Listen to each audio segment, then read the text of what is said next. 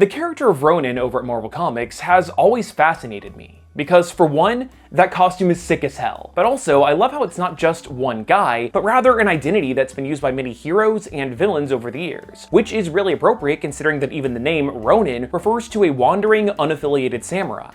Every time that someone takes up the Ronin persona, it's a secret as to who's behind the mask and why they're concealing their identity.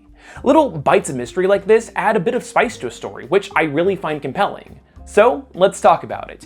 Here is everybody who has ever been Ronin. But before we get too far into things, I need to give a quick thank you to the sponsor for today's video, PureVPN. By now, you've probably heard all about VPNs and how they keep you safe online by keeping you and your personal data anonymous, by masking your IP address and protecting you from creeps on public Wi-Fi. And of course, by using a VPN, you can change where websites think you are, which lets you access region-locked content on sites like Netflix and get different prices on stuff like games on Steam to even flight tickets. PureVPN is a great choice with over 6,500 servers and 3 million users. They were even audited by a top firm to prove that they log none of their users' data.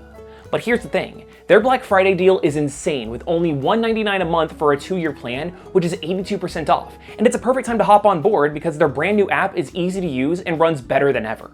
To take advantage of this limited time offer, then go to link.purevpn.com/ComicDrake and use my code ComicDrake at checkout. So thanks again to PureVPN for sponsoring the video, but now let's get back to it. The behind the scenes on how Ronin was made is pretty interesting.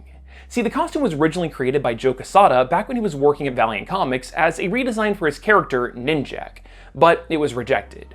So when he came over to Marvel Comics, Quesada had this costume in his pocket, which was perfect for this new Ronin guy. Well, there was this fishbowl design that was also considered for a while, but when the book finally came out, it was that rejected Ninjak costume that was used. And thank God, because it is significantly more badass. Now, as for the first identity of Ronin, a few ideas were floated around, and it's been said that Daredevil was originally supposed to be the one under the hood. Writer Brian Michael Bendis has gone back and forth on if Daredevil was the original intent for Ronin or not, but in the most recent interview that I could find, he said that wasn't the case, so fine. Who we first got, though, was a former Daredevil love interest that hadn't been seen for years, Maya Lopez, aka Echo.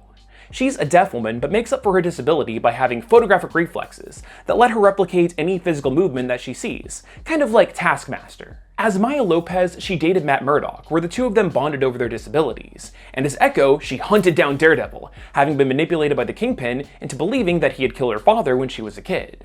Their conflict reached a resolution when Murdock revealed his identity to her, proving that he couldn't have killed Maya's father since, you know, he would have been a literal child at the time. And inspired by Matt's heroism, Echo moved to Japan, created the persona of Ronin, and she used that to combat the Japanese underground. To get close to criminals, Maya acted like a vapid socialite, allowing her to be perceived as non-threatening and practically invisible to the men that were talking shop around her. She then takes that information and delivers vigilante justice as Ronin. However, Lopez got in a bit over her head when she went up against an ancient clan of ninjas called the Hand, which was led by a Skrull doppelganger of Elektra. Worried that she might die, Maya sent a letter explaining the situation to Matt Murdock, as well as the Ronin costume. This deadly prediction ended up coming true when Lopez was killed by Skrull-Elektra in order to be resurrected and brainwashed into a servant of the Hand, as per their usual standard operating procedure. Because comics. Because he was dealing with his own stuff at the time, Daredevil was not in a position to help out Maya, but he sent the package to Iron Fist, who got his team, the New Avengers, on the case. Conveniently, this was around the same time that Hawkeye recently came back to life, approached the New Avengers, and had no idea of what to do with himself. See, while he was dead, a girl named Kate Bishop started operating under the codename Hawkeye. Clint had a run-in with her when Tony Stark tried to get him to be Captain America, which is a long story covered in my video on every Captain America ever, and Barton allowed Bishop to keep using the Hawkeye name. Well, the mission to rescue Echo was strictly for secret identities only, and if Clint was going to join in, he'd need a costume. Since the Ronin gear was just laying around, Wolverine insisted that Barton wear it, making him the second Ronin. Thankfully, the New Avengers were able to find Lopez before the brainwashing could totally set in, and she killed Elektra back, revealing her Skrulliness to the world, and that kickstarted a whole slew of complicated events. Afterwards, Maya let Clint keep the Ronin persona, so that's nice.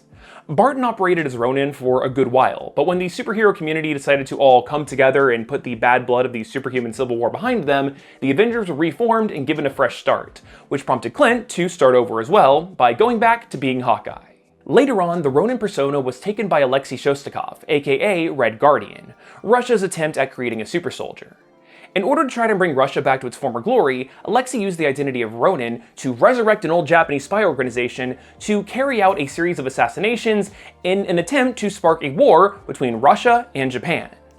Since at this point Hawkeye was the most well-known dude to be Ronin, Clint needed to clear his name. Well, and also prevent an international war from breaking out, which is probably more important. Alexei and his forces were taken out rather easily, but here's something that I found rather interesting. You see, the main mystery of this book was, who is Ronin? So the first time we saw Alexei in this role, his identity was still shrouded in secrecy, and he was only seen from behind. But what's odd is that his haircut and color seem pretty different from how it looked when he's fully revealed, which makes me think that he wasn't supposed to be the original man under the mask in this storyline. But whatever. It was a bit of an underwhelming book anyway, and Alexei's time as Ronin was so short that it's barely memorable. However, I did really like the next guy that took the costume out for a spin. When Thanos' forces invaded Manhattan, multiple heroes showed up to help out. Well, Monica Rambeau was at a nearby costume shop trying out some new duds. But so was Blade, although we as the readers didn't know it at the time. He had recently come back to America and needed to maintain a secret identity, but when he and Monica heard the explosions downtown, they leapt into action. But wait, what was Eric going to wear if he couldn't be Blade? Well, Monica's solution was to throw Blade a $5 discount costume and let him take on the role of Spider Hero. I love it. All the heroes that came together to fight Thanos' goons decided to form the Mighty Avengers.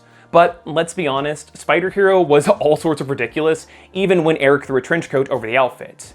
Blade asked his new teammate, Luke Cage, if they had anything better, which conveniently, they did. So much like how Hawkeye became Ronin because the costume was just laying around, Blade got to take up the role for the exact same reason, but now with added trench coats. Again, just like the other times that a Ronin has hit the scene, we as readers aren't told who's behind the mask, which ends up being a huge reveal. But the book was restructured not too long after Blade's identity was made known, causing him to leave both the team and the costume behind. Years later, a new Ronin came out of nowhere, violently tearing through the criminal operations of a guy calling himself the Hood. Again, the obvious suspect was Hawkeye, since he's been the most famous Ronin, but that just couldn't be possible. I mean, Clint very clearly fought this new Ronin, and it's been proven that they've been at two places at once, like when Barton was giving away most of his money to charity, while Ronin was hacking and slashing. Well, guess what? It was Clint after all, because time travel. So what had happened is that Hawkeye had previously apprehended the Hood, but wasn't able to get the courts to properly convict him. Outraged, Clint swiped a small time machine that was once used by Kang the Conqueror and donned the Ronin costume once again, in order to brutally hurt his opponents in a way that he couldn't as Hawkeye. On top of that, Clint was stealing the Hood's money and using it to fund the construction of a state-of-the-art rehab center, which is a much better use of funds. However, the superhero community couldn't let Ronin continue to act so mercilessly, and much like how Daredevil previously recruited a team to take down the Punisher in the past, he made a new one to go after Ronin.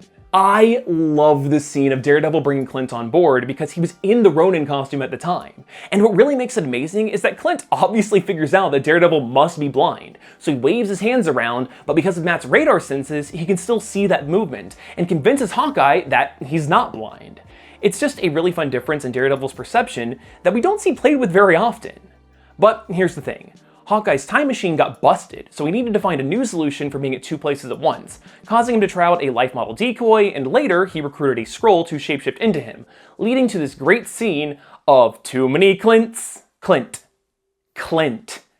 Jesus, I'm going to get demonetized if that is not made abundantly clear. These three Clints were made easier to keep track of, but also harder at the same time, because the Hood hired the assassin Bullseye to kill Ronin.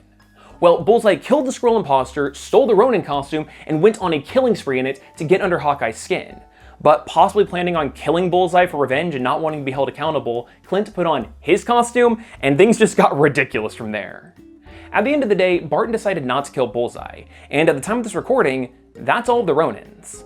Like I said, I find the whole concept behind this identity to be really fascinating, and I enjoy almost every time the mantle has been used in the comics.